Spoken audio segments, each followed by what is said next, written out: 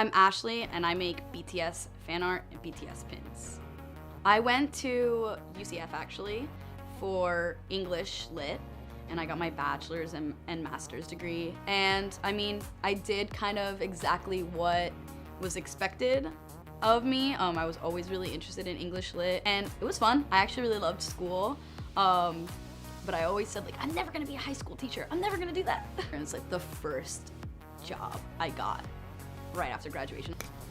I started making pins during the first year that I was teaching. Actually, it was like the first month I started teaching. January, I released my first pin. So literally, as soon as I started teaching, I was doing pins. So from the get, it was like a lot. But even in the beginning, it wasn't, the volume of pins wasn't a lot. I ordered 50 pins.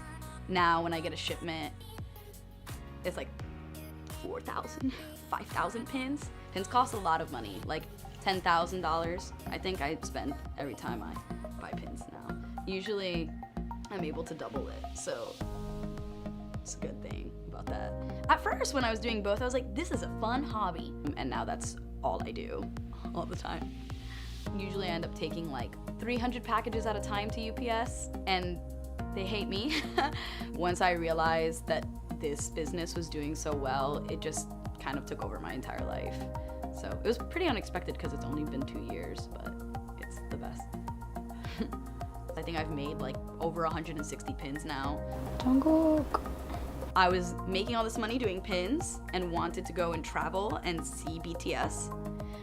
And at the time that involved like camping for several days to get close and traveling really far. Having that extra edge of being someone who's like not just a fan artist, but like crazy obsessed fan who like travel overseas like at the drop of a hat. I think that is what makes people interested.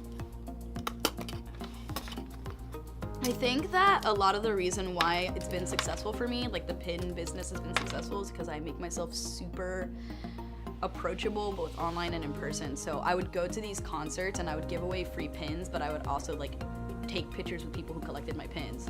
And they would just know a lot about me because I put myself online a lot. And so then when I would go to Singapore or Japan, like people would come up to me, they already like knew who I was from Instagram. And so like because of that, I've had lunch with people in like Fukuoka and like Singapore and Hong Kong, just like friends all over the world. It's really fun because I go by myself, and I don't think I ever would have had that like independence or freedom if it wasn't for doing what I do and like the fan art community. It is my favorite topic. I love talking about traveling. I've just learned so much about like people all over the world and how, as corny as it sounds, we really are very similar to each other. I think especially fans of BTS, like even though there's like so many language barriers, when I go to these concerts overseas and I tell the person next to me at the concert, like my favorite member is Taeyang, they'll like hold my hand at the beginning of his song because they know like how, like it's so, the camaraderie is so refreshing, that I think that that's what always like makes me want to go. Like it's not just seeing BTS, but it's like I know it's gonna be so much fun just to be around other people all over the world who like the same things. We're gonna scream next to me and like cry. Like my first concert I ever went to, my favorite member kneeled down in front of me and I said, I love you, I love you. I was crying and he said, I love you too. So it's the best moment of my life. I think he like really ruined my life at that point. He was like, I'm very obsessed. It's like kind of unhealthy. The first couple of concerts I went to were general admission. So it's kind of first come, first serve at the barricade, and like, well, you're going to a BTS concert. You want to be close, especially in America because they really ham it up. I was completely unaware of what it was like the first time I went. And I was like, it's okay, I'll just camp for 3 days. And by the time I got to New York, the people that were already camping were like, there's hundreds of people here and the concert's in 5 days. You need to get to your camping spot. So the first time I camped, it was really cold. It was in the 50s and I was wearing a hoodie in a tent with nothing on the ground and no charger. And I was like, I'm keeping my spot.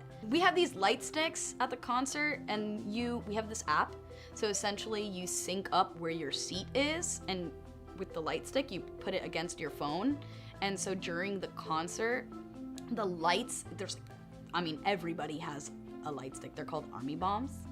I've gone to a concert without my army bomb before and literally bought another one because I was like, there's absolutely no way I'm gonna be the only fool without an army bomb in this audience. This is not happening. My favorite BTS member is V. I can't stand calling them by their stage names, but his name is Taehyung.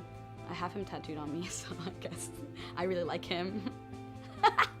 Yeah, so it's like a bunch of 7 friends who love each other and love their fans, and it feels like a family. Could I see my life without BTS? No, I don't think so. I generally am a very obsessive person, so either way, they're like tattooed on my body now, so they're not going anywhere. As for pins, I'm not sure how long I will be successful with pins.